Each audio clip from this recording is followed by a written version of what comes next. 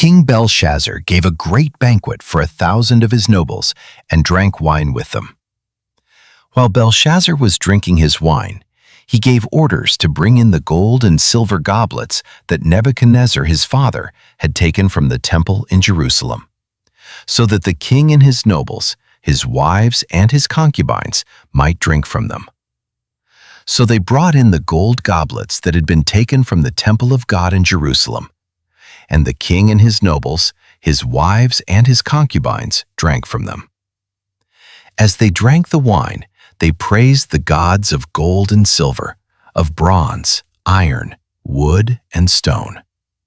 Suddenly the fingers of a human hand appeared and wrote on the plaster of the wall near the lampstand in the royal palace.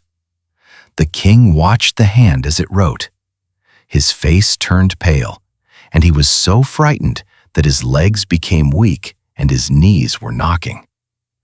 The king summoned the enchanters, astrologers, and diviners. Then he said to these wise men of Babylon, "Whoever reads this writing and tells me what it means will be clothed in purple and have a gold chain placed around his neck, and he will be made the third highest ruler in the kingdom."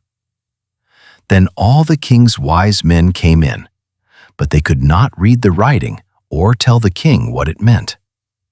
So King Belshazzar became even more terrified, and his face grew more pale. His nobles were baffled. The queen, hearing the voices of the king and his nobles, came into the banquet hall. "May the king live forever," she said. "Don't be alarmed. Don't look so pale. There is a man in your kingdom who has the spirit of the holy gods in him. In the time of your father, he was found to have insight and intelligence and wisdom like that of the gods. Your father, King Nebuchadnezzar, appointed him chief of the magicians, enchanters, astrologers, and diviners.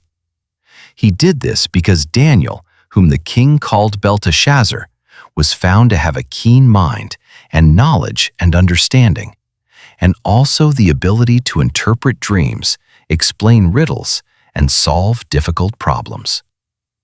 Call for Daniel, and he will tell you what the writing means." So Daniel was brought before the king, and the king said to him, "Are you Daniel, one of the exiles my father the king brought from Judah? I have heard that the spirit of the gods is in you, and that you have insight, intelligence, and outstanding wisdom. The wise men and enchanters were brought before me to read this writing and tell me what it means, but they could not explain it. Now I have heard that you are able to give interpretations and to solve difficult problems. If you can read this writing and tell me what it means, you will be clothed in purple and have a gold chain placed around your neck, and you will be made the third highest ruler in the kingdom."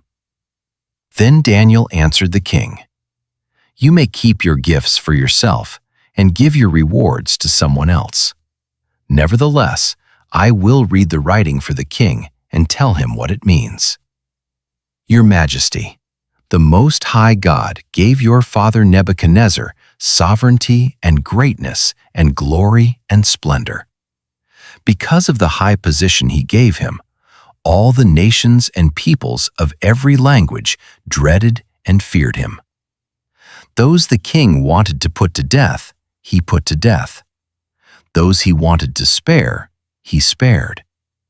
Those he wanted to promote, he promoted. And those he wanted to humble, he humbled. But when his heart became arrogant and hardened with pride, he was deposed from his royal throne and stripped of his glory. He was driven away from people and given the mind of an animal. He lived with the wild donkeys and ate grass like the ox. And his body was drenched with the dew of heaven, until he acknowledged that the Most High God is sovereign over all kingdoms on earth, and sets over them anyone he wishes.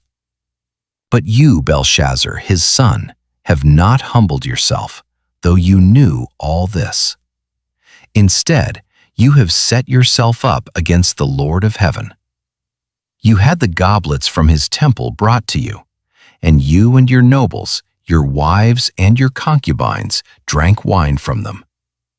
You praised the gods of silver and gold, of bronze, iron, wood, and stone, which cannot see or hear or understand. But you did not honor the God who holds in his hand your life and all your ways. Therefore he sent the hand that wrote the inscription. This is the inscription that was written: Mene, Mene, Tekel, Parsin. Here is what these words mean. Mene, God has numbered the days of your reign and brought it to an end. Tekel, you have been weighed on the scales and found wanting. Perez, your kingdom is divided and given to the Medes and Persians. Then, at Belshazzar's command, Daniel was clothed in purple. A gold chain was placed around his neck, and he was proclaimed the third highest ruler in the kingdom. That very night, Belshazzar, king of the Babylonians, was slain, and Darius the Mede took over the kingdom at the age of 62.